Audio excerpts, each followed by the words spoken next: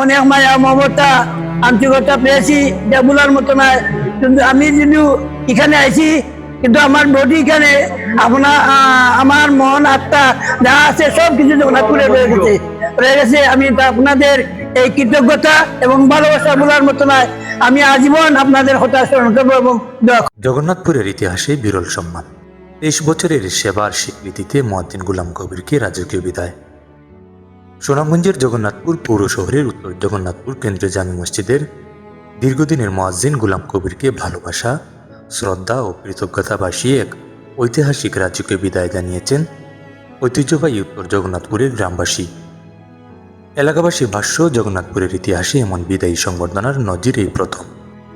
দীর্ঘ 23 বছর নিষ্ঠা, সততা, আন্তরিকতা ও দায়িত্বশীলতার সঙ্গে উত্তর জগন্নাথপুর কেন্দ্রীয় জামে মসজিদে মুয়াজ্জিন হিসেবে দায়িত্ব পালন করায় স্থানীয় যুব সমাজের উদ্যোগে এই ব্যতিক্রমী সংবর্ধনার আয়োজন করা হয়।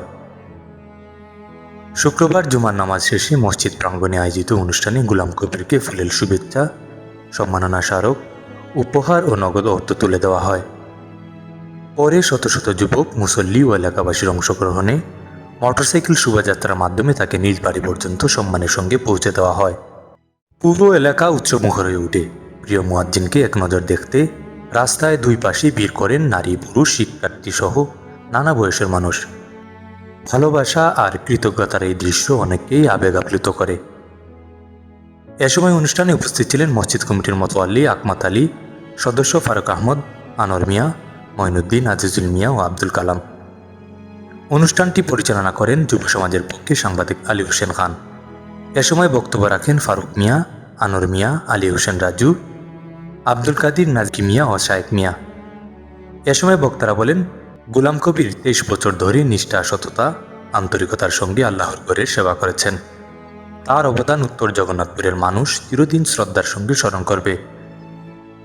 মহান আল্লাহ তার ভবিষ্যৎ জীবন সুখ, শান্তি, সুস্বাস্থ্য ও বরকতময় পরিপূর্ণ করুন।